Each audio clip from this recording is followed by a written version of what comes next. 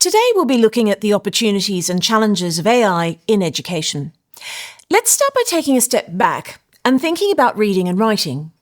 Putting aside the best thing about reading, the sheer joy of it, it's one of the fundamental building blocks of learning. It builds vocabulary, essential for fluency and comprehension.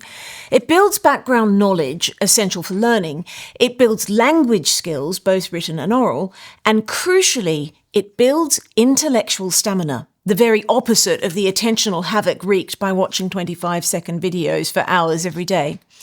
And attention is fundamental to learning. What about writing? Well, occasionally, writing merely records thoughts that emerge fully formed. But we all know that writing is a tool not just for recording, but also for thinking. Committing things to paper extends our working memory and allows us to develop more complicated ideas. The writer of anything of substance must read widely, produce a conceptual framework, find the right words, wrestle with the syntax, and organise the logic of their arguments. The precision and clarity required to commit this to paper quickly exposes fuzzy thinking and sometimes forces us to abandon our first thoughts. As the saying goes, how do I know what I think until I see what I write? Writing is thinking. Both reading and writing give us the tools to think better. And mastery of the basics is the gateway to higher thinking. We all recognise that there's a difference between the quality of understanding and analysis of beginners and experts, but there's no path to expertise that doesn't pass through the basics first. It doesn't matter what the field is, from English literature to physics, the highest skills never come without mastery of the basics. So, reading, writing, and foundational knowledge are all tools to think better. So what does that mean for AI? Until about 5 minutes ago, reading, writing, and thinking at a basic level were inescapable. Finding and processing information required us to read widely. The only way to produce writing was to sit down and wrestle with the language and the logic, and you had to think your way into any problem. But no more. If you want an overview of the main arguments in a 300-page brief, do you need an analysis of the impact of the French Revolution or wealth inequality in Western democracies? No reading or writing or thinking required, just feed in the prompt. Is that good or bad? Well, that depends on whether your goal is process or product. In many contexts, the goal is to produce a suitable product. A civil servant needs a proposal addressing child poverty, a lawyer needs litigation options for a client, a marketer needs data analysis for a brand campaign. The objective is the product, and the person behind it is irrelevant. But in education, it's the opposite.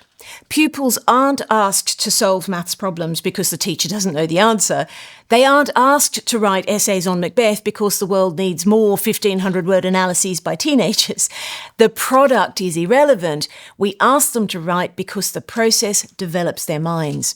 And here we encounter the problem of cognitive offloading.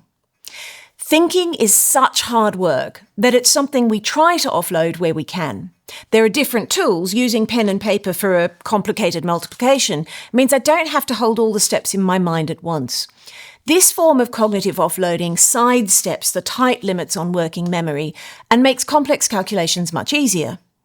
Or trying to memorise my shopping list is difficult, so I write a list. Navigating to a new place is hard, so I use a sat-nav. Cognitive offloading helps us do more complex things, but the effect will also be that I absorb less. I write a list and therefore make no effort to hold the items in my mind. I use the sat-nav and then I've got no idea how to get back. No loss, surely. And it's tempting to assume that offloading the basic thinking will free up our minds for the more complex analysis. The key is that I'm not trying to build knowledge based on my shopping list or my sat-nav destination. It's a simple task quickly forgotten. But for critical thinking, there is no workaround. Basic skills are the pathway to higher skills. If you don't know the French Revolution in great depth, you're not going to generate interesting analysis of how it affected the politics of Europe and America. If your mathematical skills aren't robust, you're not going to be able to make creative connections which help you solve a problem in rocket science. AI has enormous benefits. It gives access to vast stores of data. It can assemble and arrange that data instantaneously. It saves us from reading and writing and thinking for ourselves.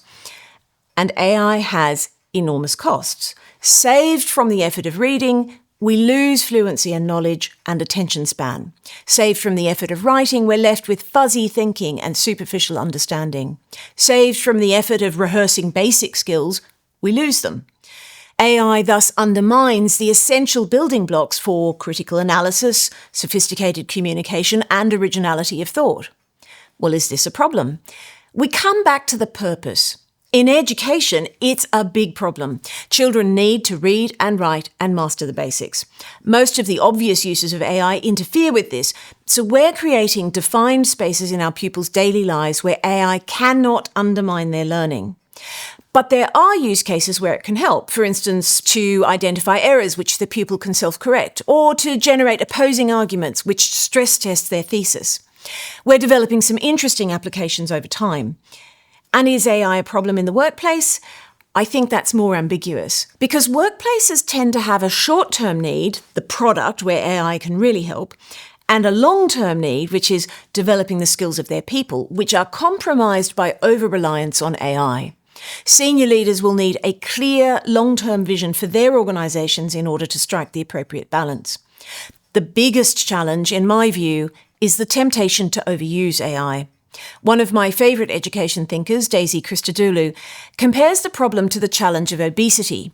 We've always been wired to seek calorie-dense food, but it wasn't until we created an obesogenic environment with unlimited access to high-calorie foods and low physical demands that obesity emerged as a problem at scale. In the same way, we are wired to avoid the hard thinking which makes us smarter, but our laziness has been curbed by circumstances in which serious reading and writing and thinking were unavoidable. AI is removing those built-in challenges and making our daily environment, in Daisy's words, stupidogenic. It's early days, so the evidence is still rather thin, but the first studies are coming through, generally with exactly the results one would predict. Early studies are showing, for instance, that working with AI diminishes people's understanding of their own work. The authors suggest that excessive use of AI will result in cognitive atrophy. Another study found that less AI meant more critical thinking and greater creativity. They also found that the automation of routine tasks removed the opportunity for workers to practice their own judgment, leaving them unprepared to deal with exceptional cases. This is something of a blow to the dream that AI can do the grunt work, leaving the humans free to focus on the hard cases. And studies are repeatedly finding that AI produces the greatest improvement where it is used by experts with a deep skills base honed over many years without the use of AI. In our context, that means the teachers. We are already using it in interesting ways and developing more behind the scenes, but that's for another day. I think of AI like those running shoes with carbon fibre springs in the sole.